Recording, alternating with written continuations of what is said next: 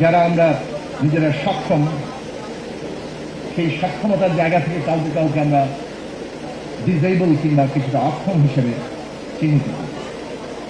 এই সংজ্ঞায়নগুলো একটু সমস্যাজনক, কেননা যাদেরকে আমরা এখন ডিসেবল বলছি তারা আসলে ডিফারেন্টলি এবল, তারা ভিন্নভাবে সক্ষম। হয়তো আমাদের সক্ষমতার পার্থক্য আছে। আমরা নিজেদেরকে যারা সক্ষম ভাবি তাদের মধ্যেও কিন্তু দেখবেন সক্ষমতার বিরাট পার্থক্য আছে, এবং এই সক্ষমতার পার্থক্যগুলো অনেক ক্ষেত্রেই কিংবা বলতে পারেন প্রায় অধিকাংশ ক্ষেত্রে সামাজিক, রাজনৈতিক।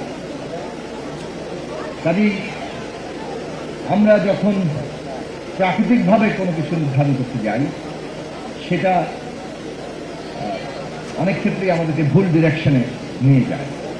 বরং মানুষের মধ্যে সক্ষমতার যে ভারসাম্য আনা, সেটার জন্য সমাজ, রাজনীতি, রাষ্ট্র কাঠামো কি দায়িত্ব পালন করছে সেটা খুব গুরুত্বপূর্ণ।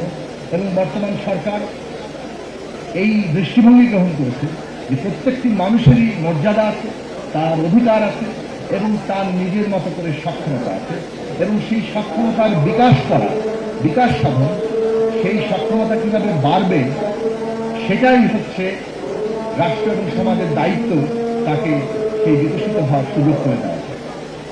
নাগরিকের এই যে সুযোগের সমতা প্রতিষ্ঠা করা, সেইটা এই সরকারের অঙ্গীকার।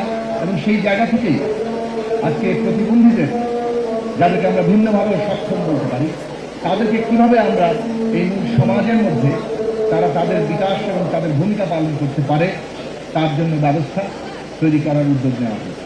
ধাপে ধাপে এই অবস্থা এমন জায়গায় যাবে যে তারা নিজেদেরকে আলাদা, বিচ্ছিন্ন এবং কোনো রকম করুণার পাত্র না ভেবে তারা তাদের নিজেদের জায়গা করে নেবেন একজন নাগরিক হিসেবে। এবং সেই জন্য শিক্ষা, স্বাস্থ্য, তাদের জন্য সব ধরনের খেলাধুলা থেকে শুরু করে নিজেদের বিকাশ সাধনের সব আয়োজন, এইগুলি সরকারের কাছে অগ্রাধিকার। এবং সেই প্রকল্পর অংশ হিসেবে আজকে যে স্বাস্থ্যসেবা কার্যক্রম শুরু হচ্ছে শিশু স্বর্গ নামে, এবং সেটা আসলে এই মেইনস্ট্রিম স্বাস্থ্যসেবার অংশ কীভাবে হবে তার সেখানেই একটা গুরুত্বপূর্ণ অংশ থাকবে। সেই বিষয়ে ইতিমধ্যেই মাননীয় প্রধানমন্ত্রী তিনি নির্দেশনা দিয়েছেন, এবং অত্যন্ত খুঁটিনাটি গুরুত্বপূর্ণ জায়গাগুলো নিয়ে তিনি নিজে আলোচনা করেছেন, এবং বিশেষভাবে গুরুত্ব দিয়েছেন যে এই নাগরিকরা যাতে তাদের মর্যাদা প্রতিষ্ঠিত হয়, এমন কোনো জায়গায় তারা নিজেদেরকে না ভাবেন যে তারা কারো দয়া কিংবা করুণার পাত্র। তো সেই জায়গা থেকে আশা করি আমরা সকলেই, আমরা যখন প্রতিবন্ধীদের নিয়ে কাজ করি, আসলে আমরা নিজেদের নিয়েই কাজ করি।